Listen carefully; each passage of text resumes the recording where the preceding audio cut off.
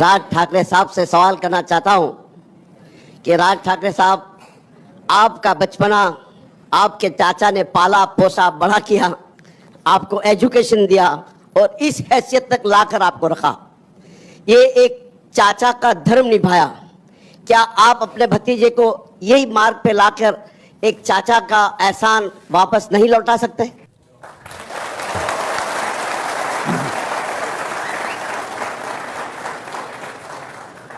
अगर एहसान मुझे चुकाना है तो मैं बाला साहब का बिल्कुल चुकाऊंगा। बात ऐसी है कि मेरी परवरिश में बाला साहब भी थे, मेरे पिताजी भी थे, मेरी मां भी थी और सारे लोग थे परिवार के। लेकिन ये एक तरफ से नहीं होता ना। मुझे ऐसी कोई बात नहीं है कि मैं कोई पॉलिटिकल पार्टी बना के, मैं कोई नेता बना के किसी को दिखाना है। मुझे किसी को नहीं दिखाना था मुझे। लेकिन होता ऐसे है जो आप समझ नहीं सकते। अगर मैं कुछ बोलूं तो आप बोलेंगे कि आप अंदर की बातें क्यों निकाल रहे हो। जो चीजें आपको नहीं मालूम है मैं आपको नहीं समझा सकता। और मुझे लगता है कि मुझे जो भी कुछ करना था, जो भी मैं कुछ कर रहा हूं, जो मैं महाराष्ट्र में जो करना चाहता हूं, तो जो भी कुछ मेरे से अच्छा होगा मैं उन्हीं को समर्पित कर दूंगा।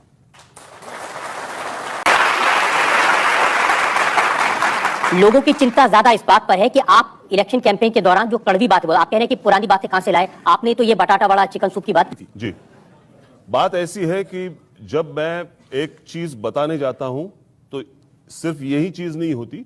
बात यह है कि मैं वो चीज बहुत डिटेल में समझाता हूं। और किसी का खाना निकालना, ऐसी बात नहीं कि बाला साहब को खाना नहीं मिल रहा था। बात ऐसी है कि कल अगर आप मेरे घर पे खाना खाने आए और टेलीविजन चैनल पे मेरे खिलाफ दिखाए और तब मैं आपको बोलूं साला रात को खाना खाया मेरे घर पे और दूसरी दिन मेरे खिलाफ आप बात करते, उसको बोलते हैं खाना निकालना। जब मैं कुछ बात करूं आप बोलते हैं कि राज ठाकरे ने बाला साहब की पीठ में खंजीर खोपा।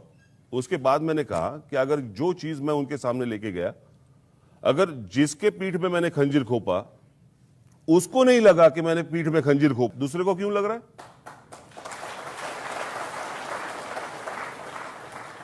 तो बात खाने की नहीं है, बात खाना निकालने की नहीं है। बात यह है कि जिसको वो जो लगा नहीं तो दूसरा क्यों बात कर रहा है। इतनी तो बात थी।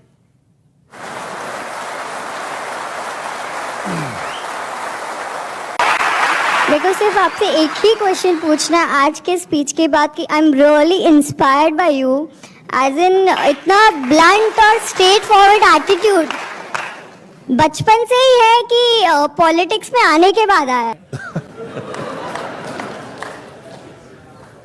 शायद रियली लाइकिंग इट एक्चुअली। ये यूथ के लिए इज नेसेसिटी, यू नो।